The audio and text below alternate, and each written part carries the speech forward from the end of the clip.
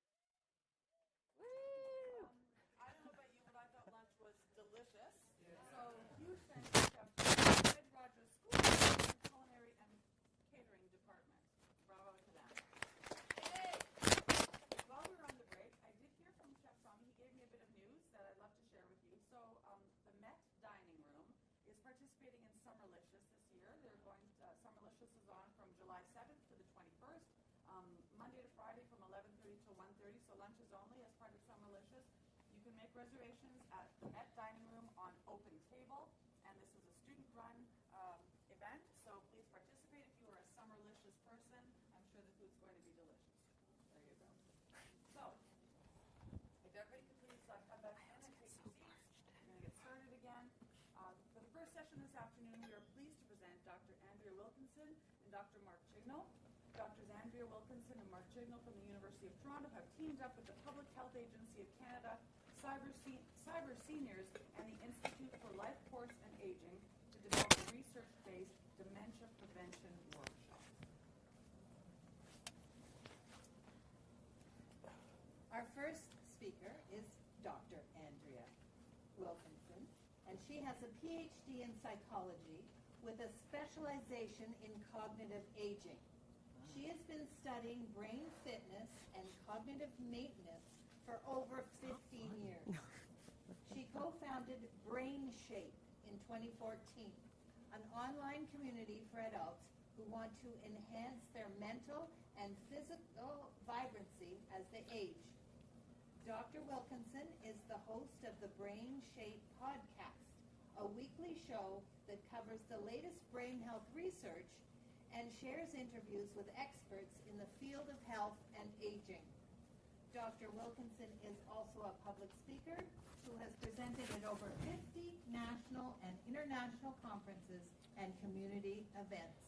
Please welcome Dr. Wilkinson.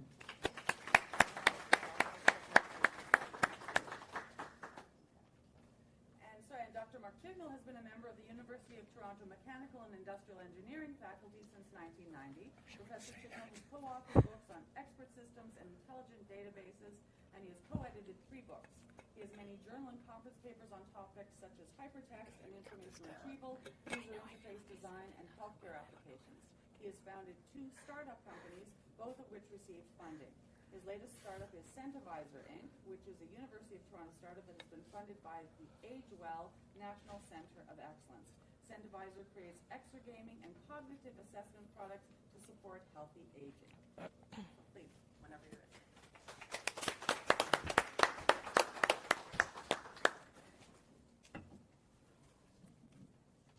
Thank you so much. We're so excited to be here today. I actually did grad school here at Toronto Metropolitan University, which is very exciting to be back. I presented at Programs for 50 Plus Festival in the past, so it actually is really wonderful to be here. So thank you so much for having me. So today we're going to be talking about dementia prevention. And this research is funded by the Public Health Agency of Canada. And so we're working in collaboration with experts from the University of Moncton, as well as Cyber Seniors, to develop resources and information all about how to protect our brains as we get older, and different ways that we can update and modify our lifestyles so that we can help prevent or delay dementia risk in the future. I'm just trying to pause this music that's playing in the background here. Got it. Okay, so let's talk about dementia in general. So dementia is an umbrella term, and really it talks about the loss of brain volume. And so what happens when someone is diagnosed with dementia is we start to see different changes in cognition. And one of the most notable changes that we observe is really a change in memory. And this is one of the earliest telltale signs. And so if you look at this graphic depiction on the top of the screen there, the right side of the image is meant to depict what happens as dementia progresses over time. And so what you see is that sort of the cortex, the overlay, the top layer of the brain starts to shrink. And one of the most notable differences is you see this hole start to develop in the bottom of the brain. And this area of the brain is where the hippocampus lives. And so the hippocampus is the area of our brain that's responsible for memory and learning. And this is why we see one of the earliest signs of dementia as being a loss in cognition and a loss in memory specifically. But what's important to note is that there are different types of memory. And so when we talk about changes in memory as it relates to dementia, and one of the earliest signs that we see, it's often episodic memory. And so episodic memory is a type of shorter-term memory. That's our memory for specific events. So it's our memory, for example, what we had for breakfast this morning, or a conversation that we had last night, what that was about, who that conversation was with. But there are different types of memory that are differentially affected in dementia. And so, for example, long-term memory is our memory for events that happened long ago. Things that we did in childhood, where we lived, the school we went to, the activities that we liked to engage in. Those memories stay very well intact even as dementia progresses. So what happens is that oftentimes in mid to late stage dementia, we'll see people who are still very knowledgeable and aware of their childhood events, of people they used to interact with, and they can tell these very detailed, most of the time extremely accurate stories from their history. Another type of memory that is relatively unaffected in dementia is something called procedural memory. And this is our memory for how to do things. So it's the memory, for example, of how to play piano, if you know how to play piano, or how to ride a bicycle, for example. And so our memory for how to do things also remains relatively intact as we progress through a dementia diagnosis. And these distinctions are really important when we begin to think about how to interact with our loved ones or individuals who have undergone a diagnosis of dementia. Because what we can do is we can leverage our knowledge about how cognition is differentially affected so that we can still have meaningful connections and meaningful engagements with individuals even as they progress through dementia. And so through a dementia diagnosis, one of the most common types of dementia is Alzheimer's disease. And so this is really characterized by something called beta amyloid plaques. These are these protein clumps that build up in between brain cells, and it disrupts communication between brain cells. And so as this disease progresses, as Alzheimer's disease progresses, dementia as a whole progresses, we see really a loss in neurons, a loss in brain cells. And it's this loss of neuronal connections that creates and sort of is outwardly demonstrates a change in our ability to problem solve, our ability to have meaningful communication, or communication in ways that are maybe more traditional to how we're used to interacting with our loved ones. And it really can affect our ability to perform activities of daily living. And so something that I want to touch on as we talk about dementia is really this idea of stigma.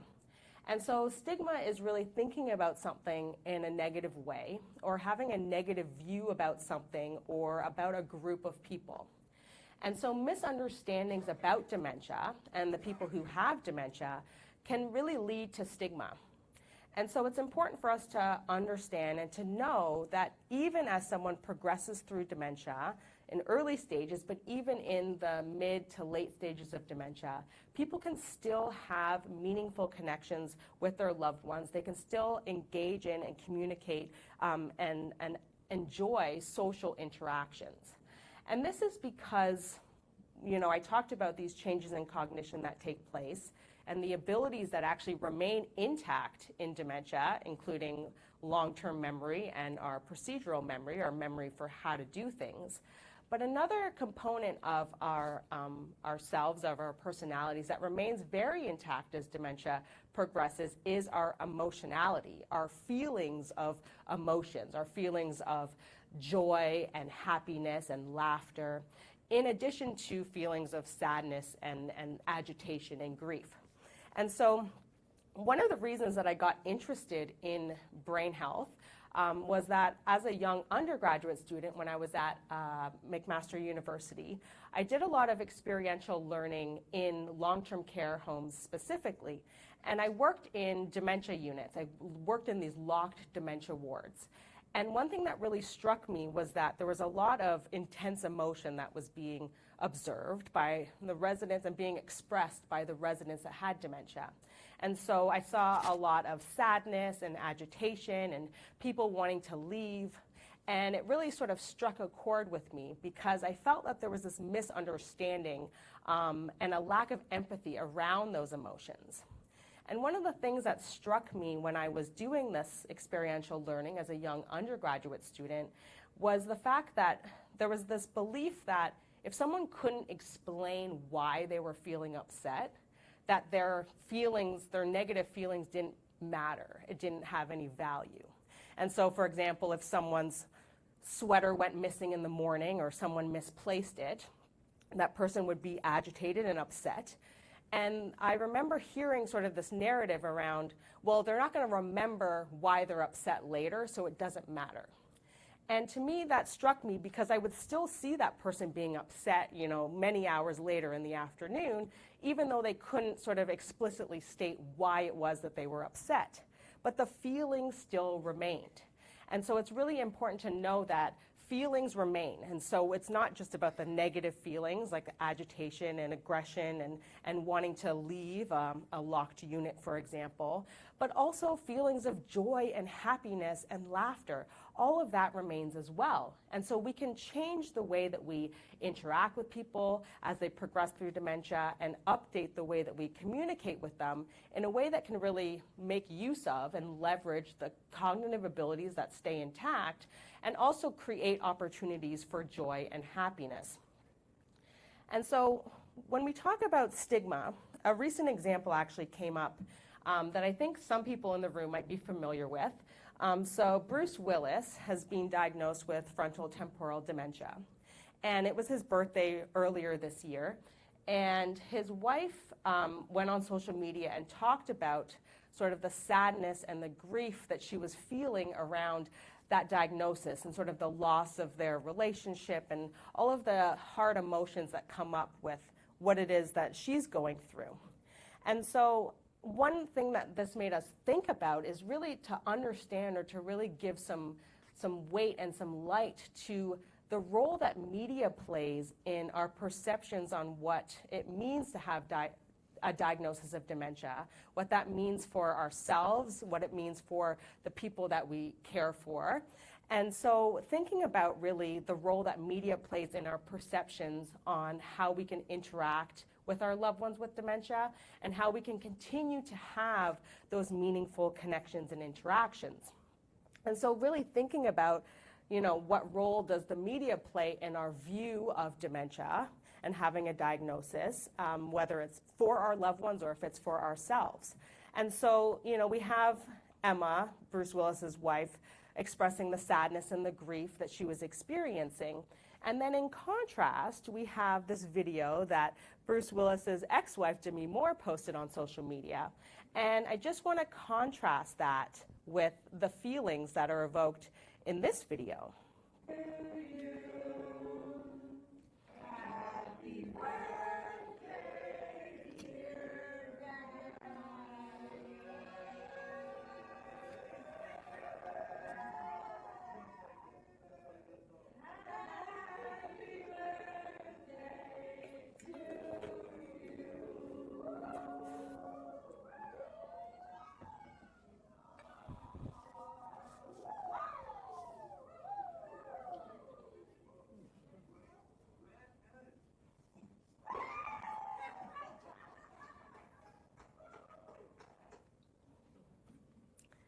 And so I'm just curious if anyone in the room has any thoughts about sort of the emotions that are depicted in this video in contrast to sort of the emotional beliefs that his wife was expressing and sort of that contrast. And if you guys had any thoughts on what that means and sort of how it is that you interpreted those two pieces of information and those two pieces of media content.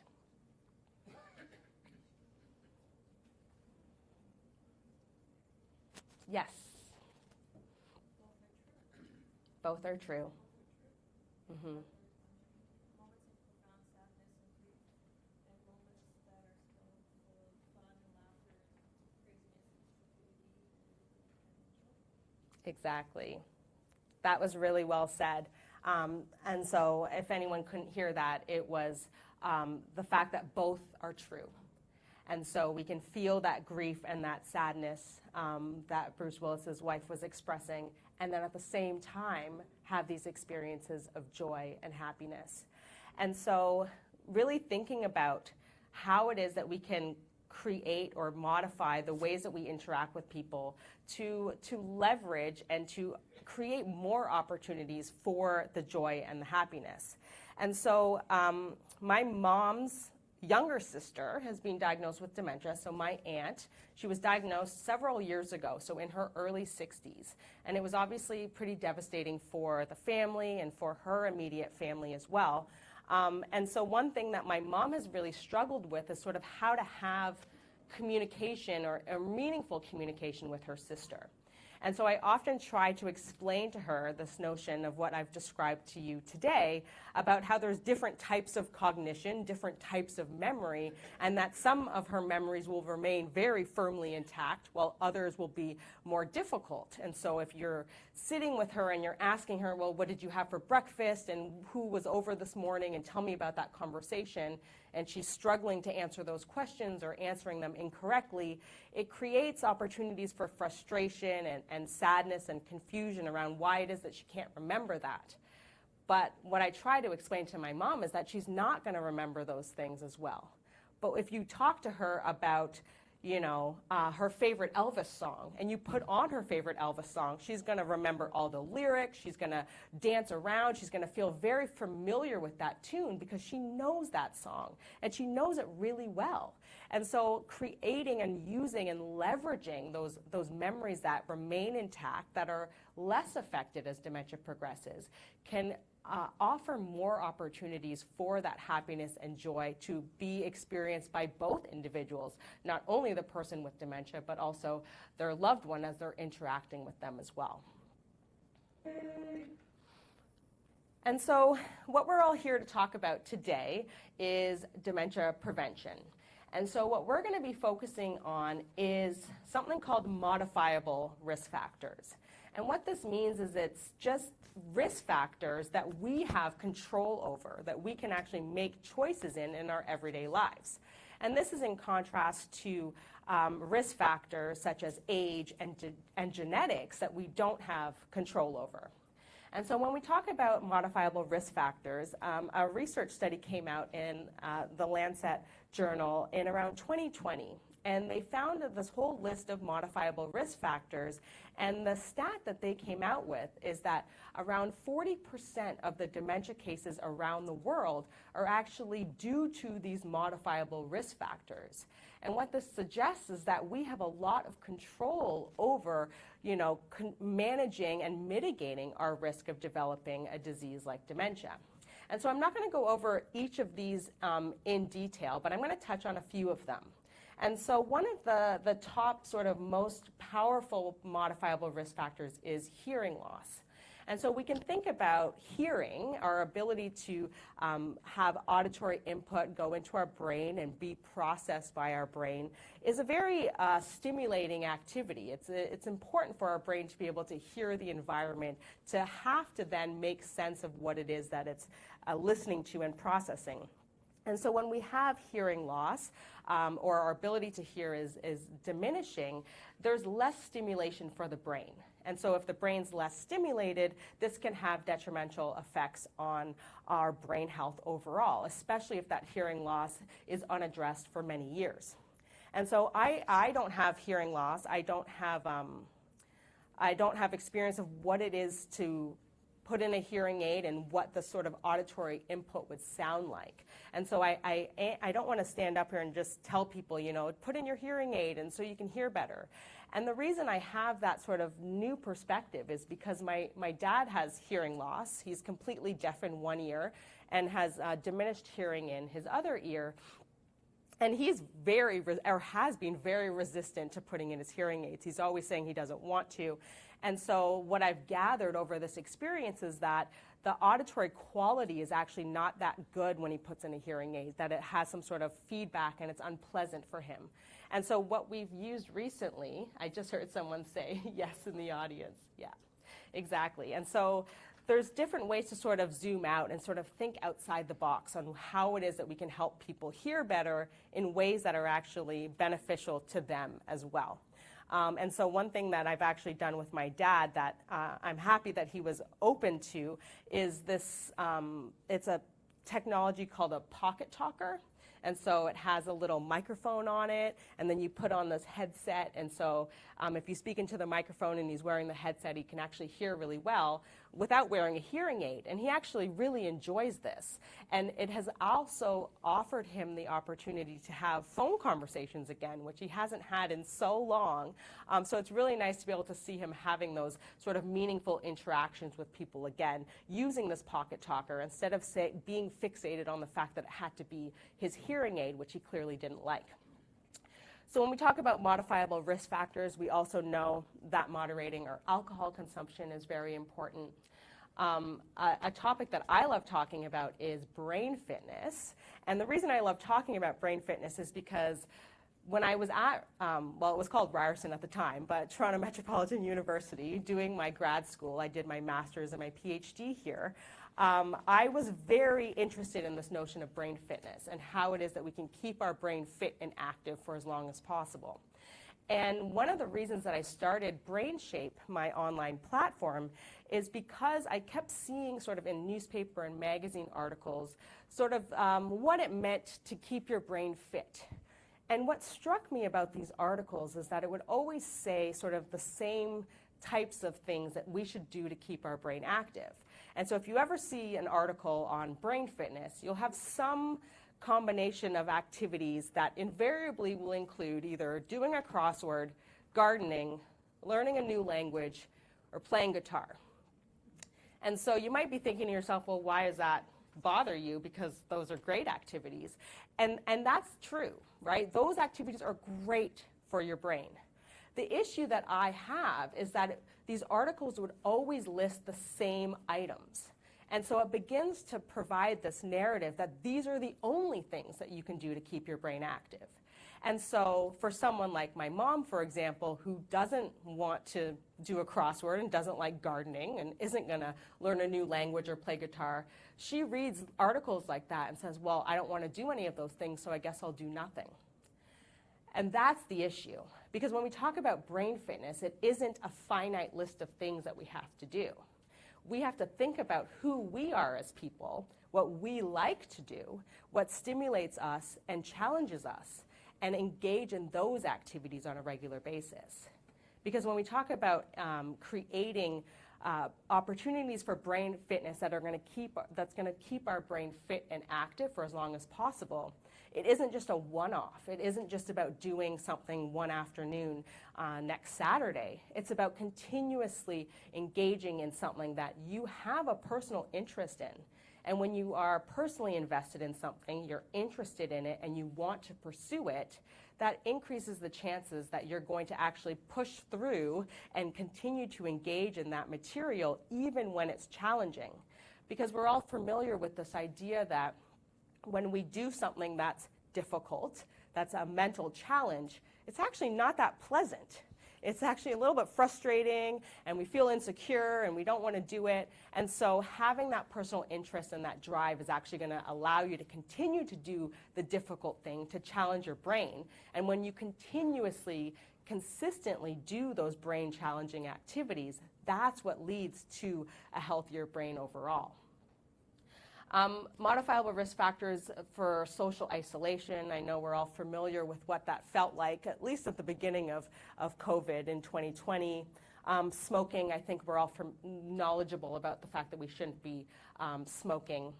Depression and obesity, staying inactive. So how do we increase sort of our physical engagement and having an active lifestyle in the ways that we can? Diabetes and hypertension. And so I do want to talk a little bit more about diabetes, and I'll explain this on the next slide. So when we think about diabetes, we know that diabetes is marked by this high level of sugar in our bloodstream. And this is due to deficits in either the production of insulin or the action of insulin. And so insulin is a hormone that pulls the sugar out of your bloodstream into your cells so that your cells can use that sugar as energy.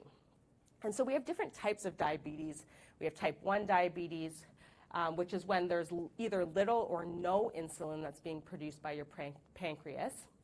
Type 2 diabetes is when your body's not responding properly to insulin. So there is insulin in your bodies, but it's not effectively pulling that sugar out of your bloodstream. And what we see in the data is that there's a 50% greater risk of dementia for people who have type 2 diabetes. And so you might be saying to yourself, well, this is all interesting, but if you don't have diabetes, you might think, well, this isn't really relevant to me because I don't have diabetes. But I do want sort of to encourage you to zoom out a little bit and to think about the fact that the data shows the negative effects of increased blood sugar on our brain health, so much so that researchers are starting to call type 3 diabetes a term related to Alzheimer's disease. They're starting to reframe what Alzheimer's disease might be, and they might think that it has a role in our insulin and sort of increased blood sugar. And so they're hypothesizing or starting to investigate this idea that Alzheimer's disease is triggered by insulin resistance in the brain. Meaning if the blood sugar in your brain can't be effectively pulled out of your bloodstream into your neurons, into your brain cells, then you don't have any energy for the cognitive activities that are required for effective brain functioning. And so thinking about this role that blood sugar plays in effective cognition, in our ability to have a healthy brain, is really important because everyone has sugar in their bloodstream. It's not just people with diabetes. We all have sugar in our bloodstream.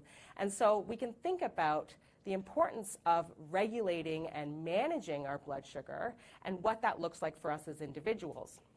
And a lot of people, when we talk about managing blood sugar, they'll automatically think about food consumption and what it is that we're eating. Because if you eat carbohydrates, that quickly turns into sugar, and so your body really needs to be effective at pulling that sugar out of your bloodstream to be used as energy by your cells.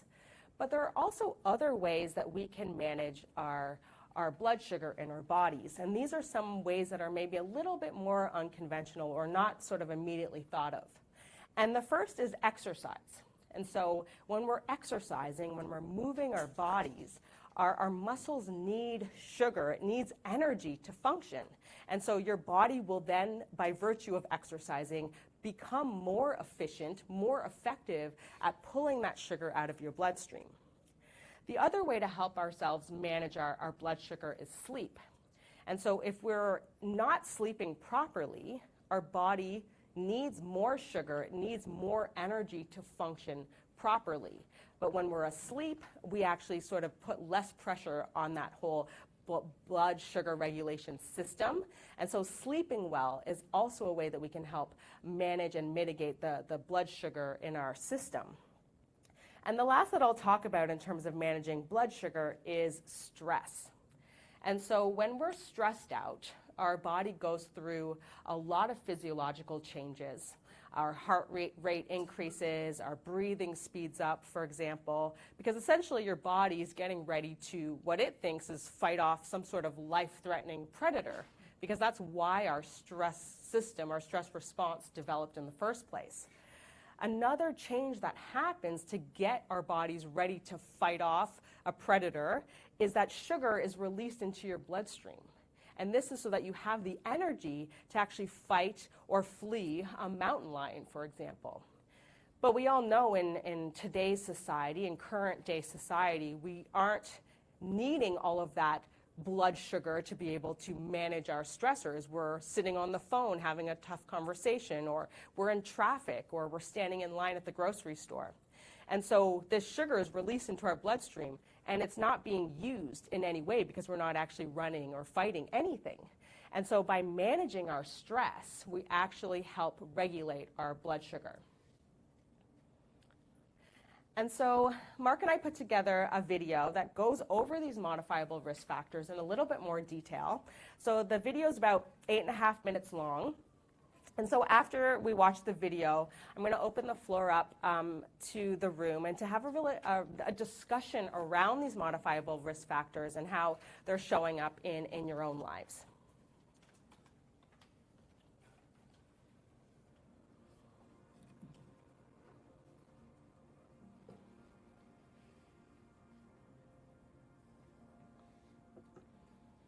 As people get older, they often worry about losing their mind.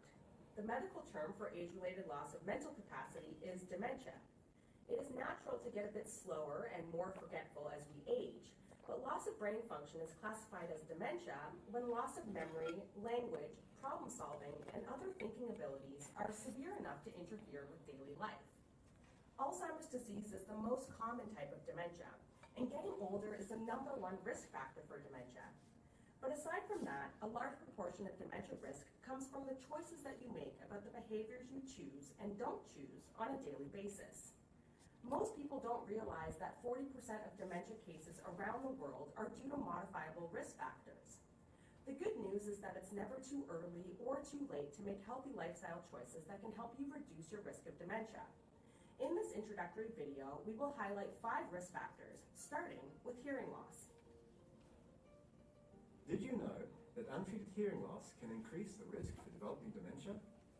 Untreated hearing loss can lead to a lower quality of life, including greater social isolation and more difficulty performing common tasks, such as talking on the phone and communicating with loved ones.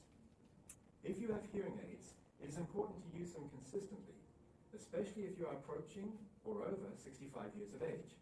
This is because the risk of dementia increases as hearing loss progresses. If you are having trouble hearing conversations, get your hearing tested. And if your friend or loved one needs a hearing aid, remind them to wear it whenever they're in company or listening to something. Being lonely doesn't just feel bad, at least for most people, it is also bad for you. On average, adults who are socially isolated have a 60% greater risk of developing dementia compared to those who are not socially isolated. Social isolation is when someone has few or no social connections, but social connection doesn't necessarily have to be with someone you speak to on a daily basis. Your social connections can include people from your community, like your favorite cashier or your hairdresser. If you live alone or feel isolated, there are many ways that you can improve social connectedness to decrease the risk of developing dementia. The first step is to reach out to people who are already in your life, such as family members, neighbors, or friends. You can meet new people in your community by volunteering at places of interest, like animal shelters or the local library. You can also find lessons or engage in activities that pique your interest, like swimming or a painting class. You may have heard of the term, use it or lose it, and that definitely applies when we are aging. The brain is a computing device that only represents about 2% of the body's mass, but consumes around 20% of the oxygen and energy that we take in every day. The brain is designed to be active all the time. When parts of the brain are unused or underused for long periods, they will tend to die off or shrink as energy and resources are diverted to more active areas of the brain. Just like the body, the brain needs exercise. Just like we need to exercise the muscles in our body to keep them strong, we need to exercise the functions in our brain to retain them. How can you ensure your brain is being kept fit? Identify a new activity that you would like to learn. Make sure that the activity challenges you and does not easily become routine or automated. Choose an activity that means something to you and that you will enjoy.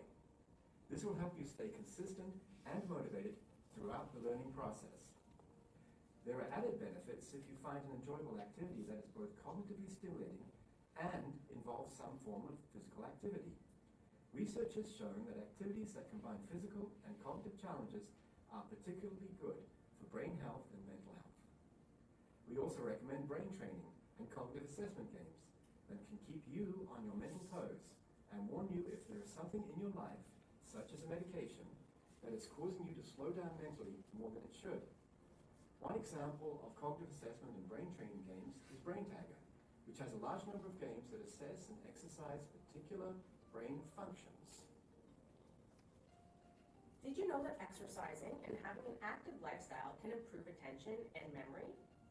In fact, regular exercise can even reduce your risk of getting dementia later in life. Adults over the age of 65 who are physically inactive have a 40% greater risk of developing dementia. Staying physically active doesn't need to be complicated. Move your body in whatever way you can for at least 30 minutes a day. You can find small ways to integrate physical activity into your daily life, like choosing to walk instead of drive, taking the stairs, and carrying your shopping bags. Physical exercise is great for the brain. It helps control blood sugar levels, can positively affect your sleep, and can even improve how you respond to stress. Physical exercise also keeps you mobile, which is not only good for your health, but also reduces your chances of becoming dependent on other people as you age. Sleep is essential to feeling good and staying healthy. Sleep problems can increase your chances of developing conditions such as depression, obesity, heart disease, diabetes, and cancer. Not getting enough sleep is also related to a 25% greater risk of developing dementia, as well as milder but still significant cognitive impairment. Sleep plays an important role in preventing dementia. Here's how. The brain is made up of billions of neurons that send messages back and forth. While the brain is working away, some of the proteins it uses get misfolded. If these misfolded proteins are not cleared out regularly, they begin to clog up the brain and kill neurons, eventually leading to dementia. In fact, large clumps of misfolded proteins are often found in the brains of people with dementia. Luckily for us, we have a system in place that clears away this brain garbage every single night. It's called the glymphatic system, and it works best when you are in the deepest stage of sleep. So it's important to get good sleep. The inability to fall asleep or stay asleep is a sign that you might be experiencing insomnia. But it is important to note that many sleep problems can easily be treated through simple lifestyle changes, like exercising, not drinking too much alcohol, and turning screens off at a certain time each night. Building a regular nighttime routine can help trigger your body into getting ready for sleep. Similarly, being exposed to light in the morning can help you feel more alert throughout the day, which can ultimately lead to better sleep at night. One of the most important sleep disorders for dementia risk is sleep apnea. This is where breathing stops and starts many times throughout the night, which reduces oxygen to the brain and puts a strain on the heart. Sleep apnea is often associated with snoring, can be diagnosed in a sleep lab, and has effective treatment options available. The main message of this video is that you can increase your brain health and reduce your chances of getting dementia by targeting important risk factors such as hearing loss, social isolation, brain fitness, active living, and sleep. While we have highlighted 5 areas to focus on in this video, there are other modifiable risk factors that need your attention. They include stress, diabetes, high blood pressure, obesity, depression, poor nutrition, and excessive alcohol consumption. We have created a series of short videos that show you how to improve your brain health by addressing the most important lifestyle factors shown to affect dementia risk. To learn more and watch the full video series, visit cyberseniors.org/dementia.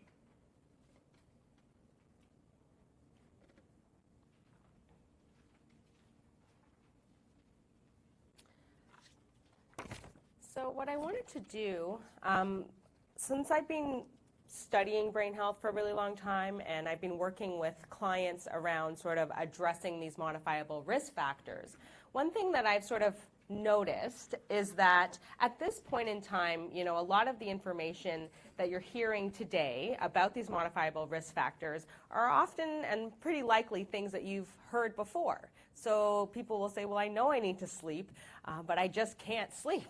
You know, managing stress is easier said than done, of course. And so what I wanted to do is take this opportunity to really open the floor up and to have a discussion with everyone here today about, you know, these modifiable risk factors, how they're showing up in your life.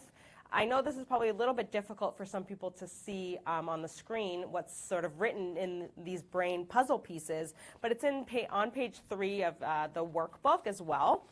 But we have here listed out the modifiable risk factors, and what I'm hoping to do is have a little bit of a discussion, an interactive discussion with the group about whether it's struggles and challenges as it relates to a specific modifiable risk factor, or it could also be a success, something that you maybe struggled with in the past but have been able to successfully address and integrate those changes in a positive way in your life.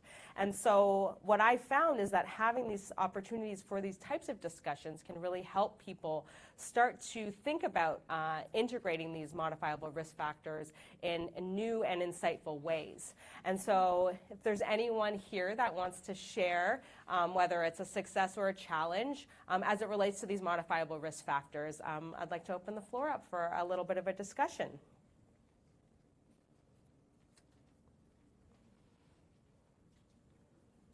A question about the high blood sugar level. How does that affect, what does that relate to dementia?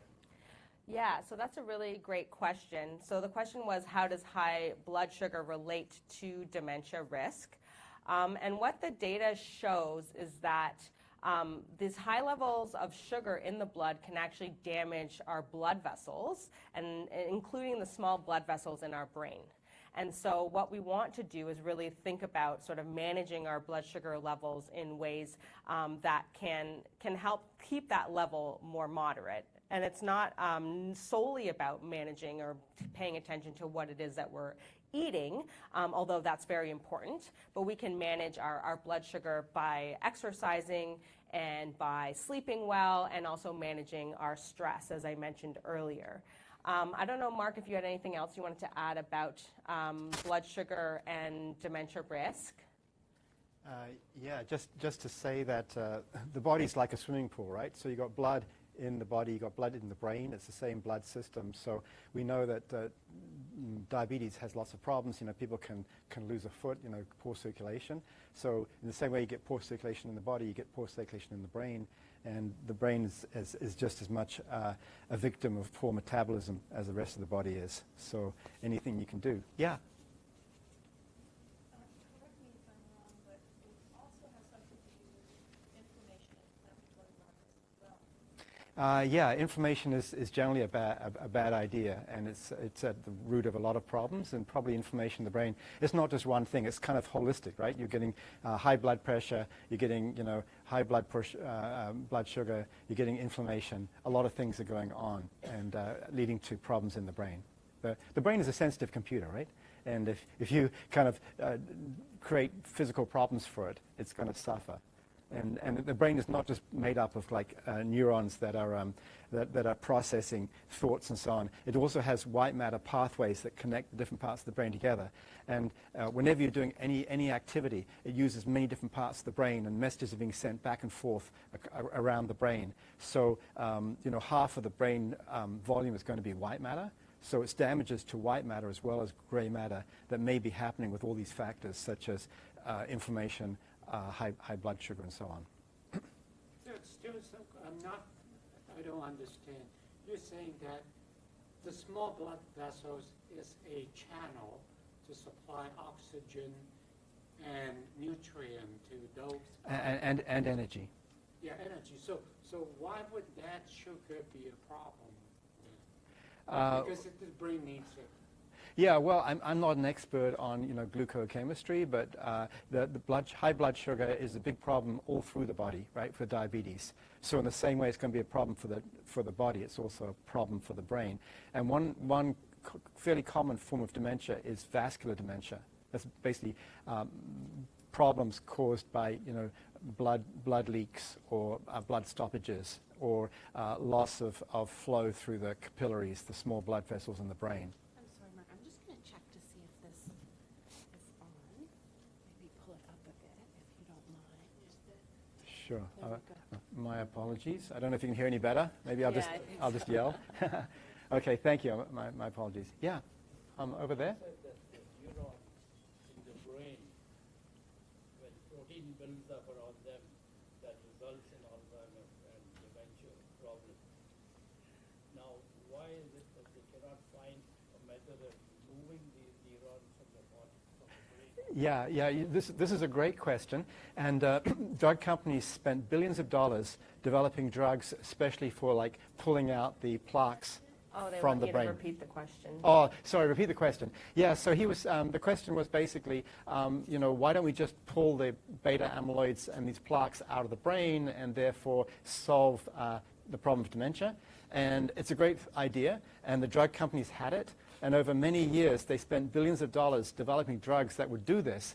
And they actually did develop drugs that would pull these plaques out of the brain, but they didn't have any benefit on dementia. And there are two ways of looking at this. One is that dementia takes decades to develop. If you want to prevent dementia, you're best to start in your 20s probably. So, the earlier you start to look after your brain, the better. So pulling plaque out at the end may not be the best. The other way of looking at it is that, what's the cause and what's the effect? Is it the plaque causing the death of neurons, or is it the death of neurons causing the plaque? There's probably a bit of both there. Obviously, if you build up lots of plaque, it interferes with brain activity, but at the same time, it's a sign of loss of neuronal function. And there are different kinds of dementia that have different sources, multiple complicated sources contributing to the end state. So a vascular dementia, and the course of a vascular dementia is very different from Alzheimer's type versus frontotemporal. Or Lewy bodies, yeah. I feel like you should be up here talking. I'll listen. Yeah, but this is a very good point. Dementia takes many forms, but ultimately it's still the same thing in a way, which is loss of brain function and damage to the brain. And while the mechanisms may change, we still refer to it as dementia because it's leading to the same result: loss of cognitive function, loss of ability to manage your own life. Oh, yes, in the front here. Yeah, regarding hearing loss, I have problem with tendinitis ringing my ears. Sure. It's getting more serious. Yes. Now it's ringing really loud. So which means I could not put on the hearing aid because it make it even worse. Yes. Ringing. So what is there any suggestion? I'm not sure about that. It's outside my range, of knowledge. Okay, the question was someone with tinnitus, which is ringing in the ears. And this is a big problem. I get these terrible YouTube ads which tell me that tinnitus is destroying my brain, right? I don't believe it. So I'm sorry you have to be exposed to that maybe. I don't know what the best answer is with that. Probably talk to a audiologist and see what can be done. They said nothing, right? It's nothing to do with the ears. It's actually to do with your brain. It's central. That makes it much harder. Yeah. Am I getting dementia faster than anybody else? No, you seem pretty smart to me, so. but yeah, if it affects your communication, then I think it's a problem, right? But if you can still communicate and you act as if you don't have hearing loss, then it's a psychological problem because it's affecting your peace of mind.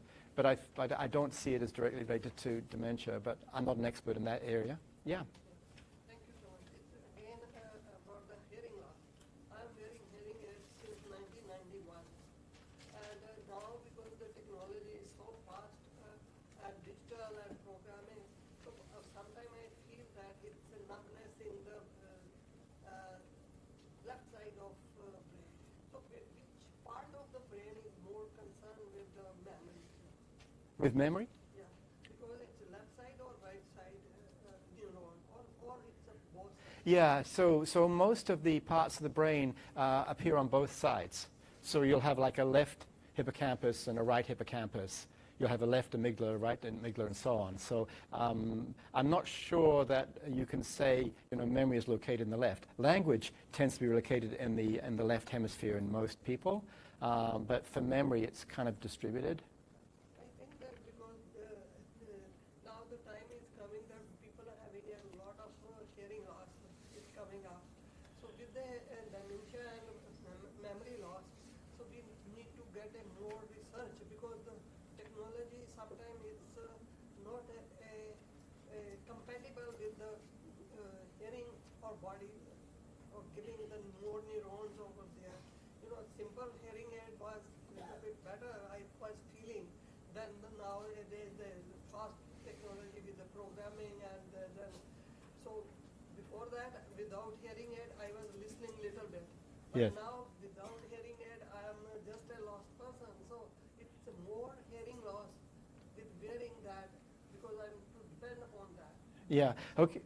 Yeah. I'll just reflect. Can we do more research over there? Yeah, there's a call for more research. I'll just kind of reflect what you were saying. So this gentleman has had hearing loss and been wearing hearing aids since 1991. So that's, by my count, 32 years.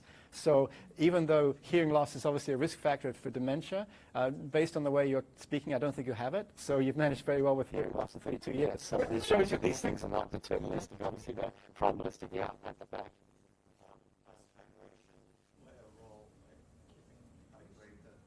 Hydration.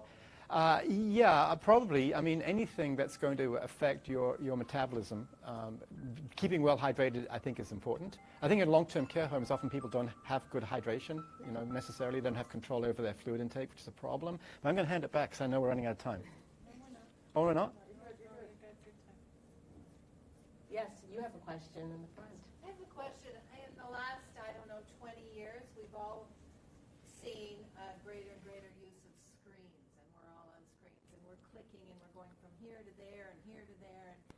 And does that have a negative or a positive impact on your brain's ability to just jump from one thing to the other, which most of us do in our regular day at some point? Yeah, I think our brains are pretty well formed. For screens, I'd be worried more about young people.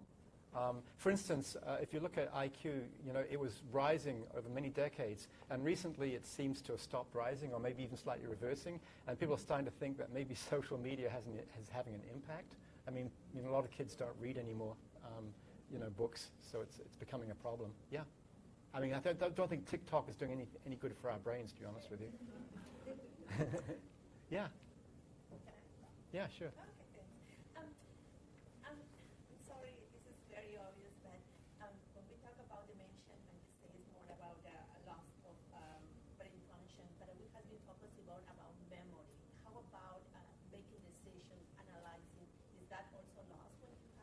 Yeah, so the question was, we're talking about memory, but there are obviously lots of other brain functions as well, including decision making. And this is really important. It's last in, first out. So generally executive functions, things like decision making, reasoning, stopping impulses, that kind of stuff, they tend to go first. And there's a significant decrease from about the age of 30. It just starts going down. And by the time you get over 60, someone like me, it's going to be a big problem. So yes, absolutely. It's not just memory. Other functions are really important, and these decision-making functions and self-control functions are really a big issue. And that's why in late-stage dementia you see people being very impulsive and having pretty difficult behaviors, because they've lost the frontal part of the brain where a lot of that work is happening. We talk about memory a lot, and it's one of the first signs, like Andrea said, but it's by no means everything. Yeah, and that actually ties in a little bit to the question on the role of sort of computers and social media on brain function, and how, when Mark was mentioning that it affects potentially younger people more, our frontal lobes doesn't actually finish developing until we're in our 20s. And so when young people are looking at social media, it's actually affecting how their brain's developing. And so that's why it can have such a detrimental impact on well-being. I do want to pass the floor over to Mark to continue with his part of the presentation, and then if we have some time at the end, we'll open the floor up to some more questions and comments, and then also we're going to have opportunities at the very end after the next part of the day to have some discussions as well. So I'll pass the floor on to Mark. Thank you very much. Okay, thank you, Andrea. Okay, so probably the biggest thing that most of us want and should want is to age in place, right? So we want to stay in our homes. We don't want to be in the care of other people. I don't know about you, but I don't want to be bathed by someone else, right? I want to be looking after myself for as long as possible, and in fact, as long as I want to live, I think. So we have this issue, how do people age comfortably in their own homes? And obviously, as we've been talking about here, we want to maintain a healthy lifestyle, and that really increases chances. We want to have regular physical activity to maintain our strength and balance. Often we get into kind of like a vicious cycle. So we fall. We become frightened of moving. We get weaker. We fall again, right? So, or maybe we have a heart attack, and then we don't want to get another heart attack, so we stop exercising. But that just makes the chances of the next heart attack greater, right? So we have to have this balance between staying active and avoiding kind of accidents and harm. And this is a big issue. Another issue is care services. So let's say that as we get older, we just simply find it harder to cook.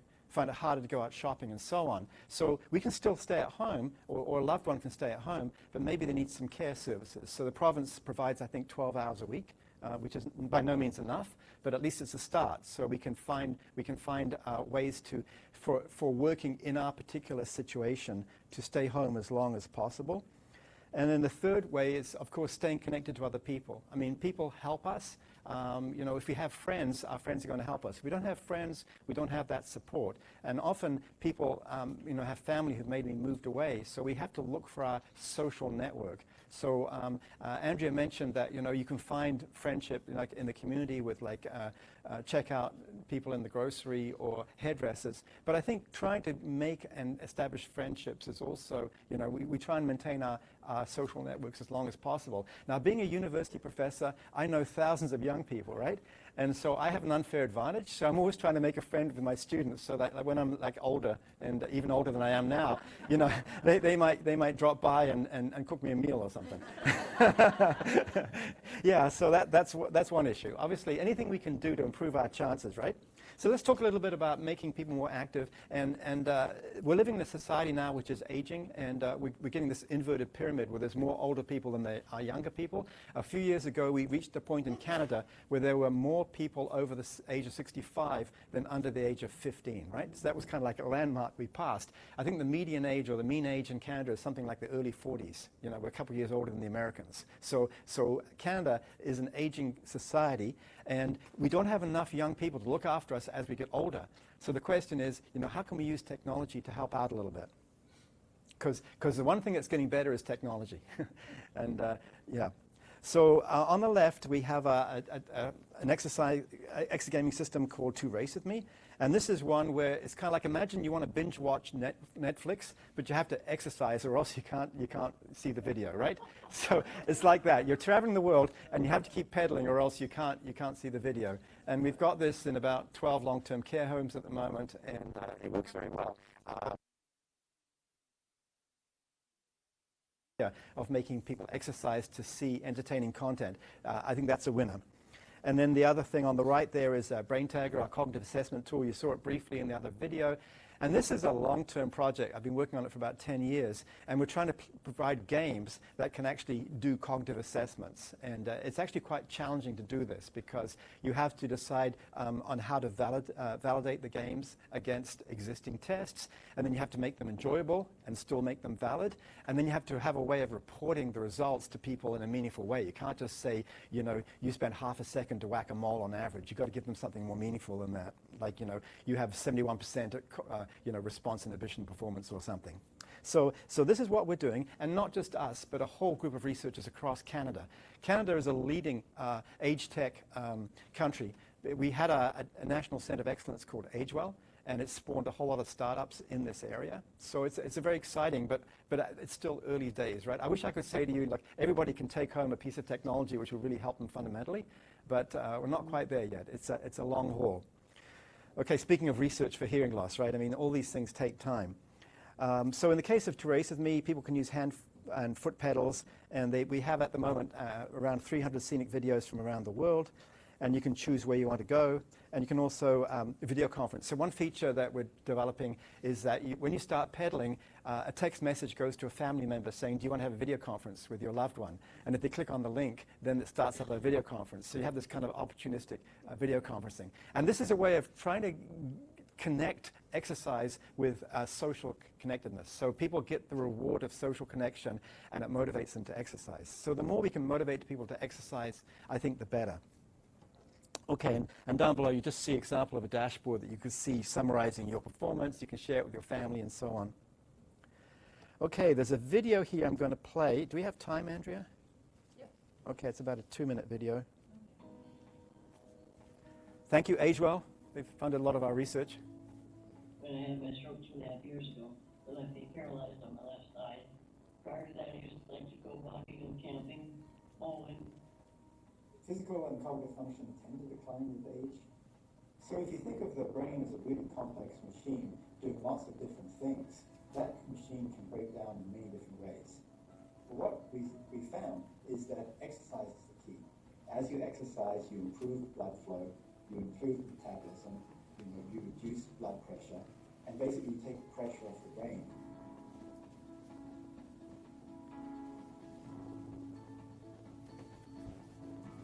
The whole idea of standardizing is to motivate activity. So you get the brain and the body working. People can use just the hand pedals, they can use just the foot pedals, or they can use both. And when they start pedaling, they press the buttons and they choose a video. They have to exercise in order to see the video. And then it becomes very rewarding for people. And they're willing to exercise just to see the content. I feel like I accomplished something. Always trying to do better. You'll have a fun experience. But at the end of it, you'll also have some documentation about how well you did. And these are all things you can be proud of and things that help you motivate you for more exercise in the future.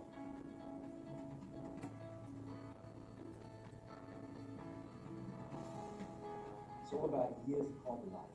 So everything we're doing here is about extending the years of quality life. I have arthritis in my right hand, and it causes my hands go numb every night. Since I started with the program, my hand's not numb anymore in the morning. And it's helping my shoulder, which was really sore. It's helping me out a lot too. I use the foot pedals some and start to move my left leg a little bit. So I'm hoping one of these days I'll be able to get out and walk. Supervisor. Okay, so that was Ellen. Every time I see her, she asks me for her royalties. She's in, she's in Fredericton, New Brunswick, and it's one of our star people. Yeah, so we actually are working on new exercise devices because the hand and foot pedals have some limitations, and we're trying to develop devices that are good for stroke rehabilitation. So one side of the body can exercise the other side of the body. So I'm hoping in a few months we'll have some progress there. These are just some of the things that people said, you know, like it's my treat of the day. Some people like the local videos. We actually go out and, you know, I go to New Brunswick and I shoot video with my family. So they think they're having their holiday, but then I tell my son he has to do all this drone footage, right? I also got them to do some Japan footage when they were there. Okay, and then this is just a brain tagger. We have a whole lot of different games measuring things like cognitive speed and response inhibition. And you might ask, well, you know, how can you use whack-a-mole to measure like working memory? Well, the answer is you put numbers on the mole's T-shirts, and then you have to remember which number came up, you know, 1 or 2 times ago, and then whack the mole only if the number matches what should be in your memory. So you can actually create versions of a whack-a-mole game that are testing different brain functions. And on the right, you'll see some people told us that whack-a-mole was too childish. So now we have a gardening game.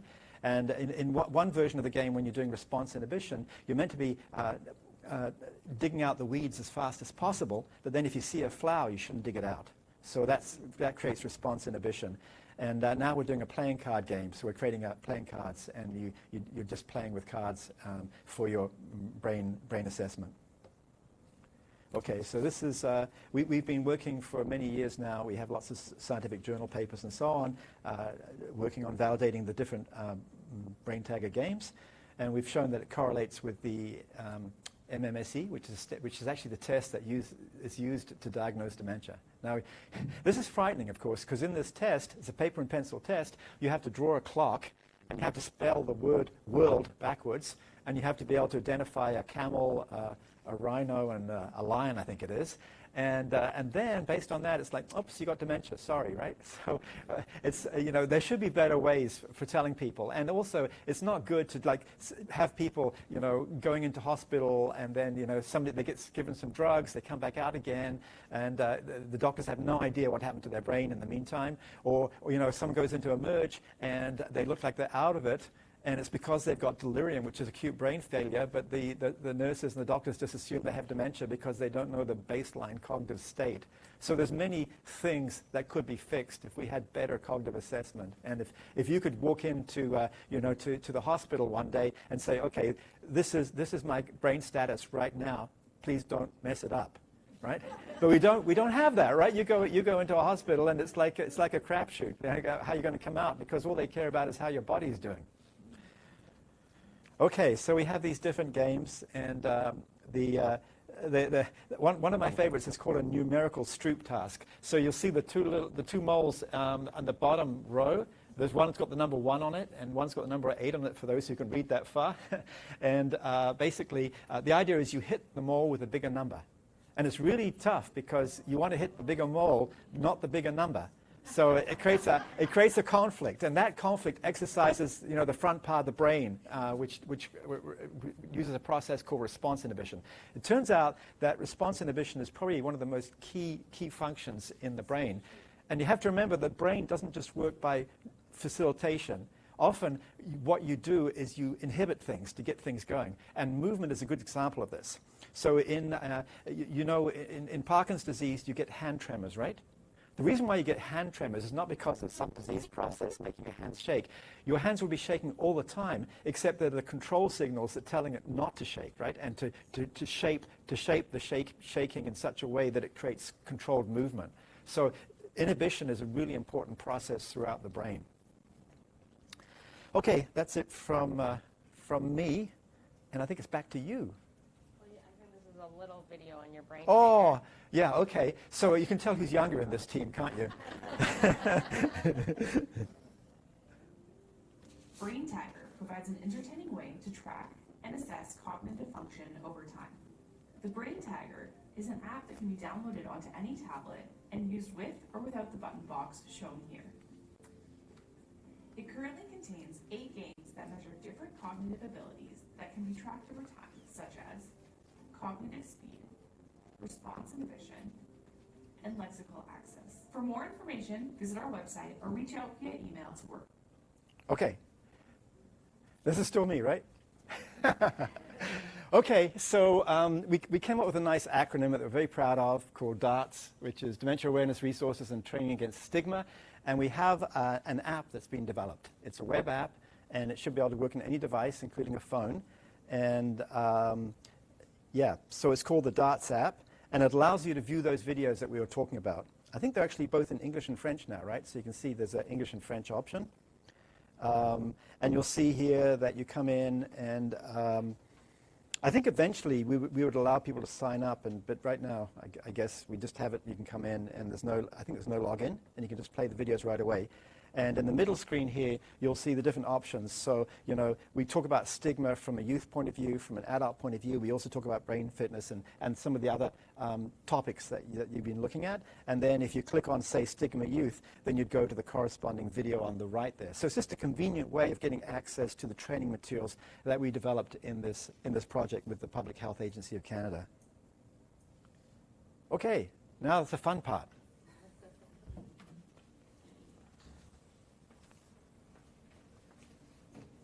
So we do have a few minutes for Q&A, and then I know we're going to take a break at 2:30 before the big show. But I did want to just provide a little bit of a story related to Brain Tagger. When you talk about doing cognitive assessment and people going into hospital and not knowing what their cognitive status is at the time. And so my dad actually recently went into the hospital at the beginning of May, and it seemed like to me that I was the only advocate that could share information on what his cognitive status was before versus what was happening in the hospital, because he's 82 and he's hard of hearing, and so it kind of looks like cognitive impairment. And I would have to continuously tell people he doesn't have cognitive impairment, he's just hard of hearing, and he hates wearing his hearing aids. So that's why we got the pocket talker. But then there was also some experience with a medication, it was a sleeping aid that he was given, and it did have an impact on his cognition. And the doctor that was assessing him hadn't met him before. So she's thinking, well, he's just this 82-year-old man who obviously has cognitive impairment. And I'm like, he didn't have this 3 weeks ago. So what's going on? And then she talked about, oh, we gave him the sleeping pill. And I'm like, well, it seems to be having an impact negatively on his cognition. She was like, oh, well, maybe we should take him off this pill. And I'm like, maybe we should. And so it's just interesting to me to think that if I wasn't there to share that information, that he would have stayed on that pill and he would have continued to decline cognitively, and no one would have known any different, because he wouldn't be advocating for himself in that way, because I think it's like the awareness of and the perception of his own cognition was a little bit affected. But if we had some sort of status update or status tracker on this is what his cognition looked like before, and that was part of someone's health record, that the doctors, irrespective of me advocating and being there, they would have seen that his cognition had changed. quite dramatically since he had just been in the hospital. And so they would have a better idea of the fact that this medication they were giving him was actually having quite a negative impact. And so I'm happy to report they took him off that pill, and his cognition seems to be back to where it was before. So that's just a little personal story. We do have, I guess, 7 minutes. So if anyone has questions. Any commercially available software games that could help people to stop decline further? Do you want to talk about this? Do you mind?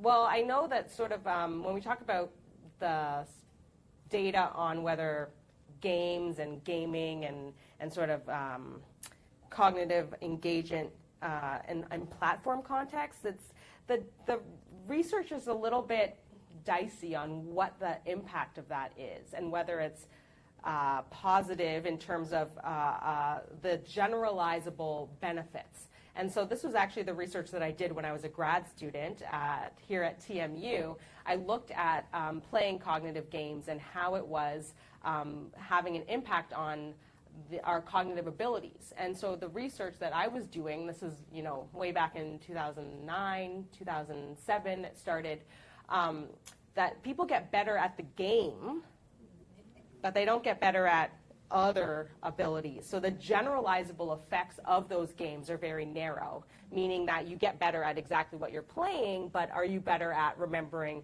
items at the grocery store or decision making in everyday life? That had remained to be seen.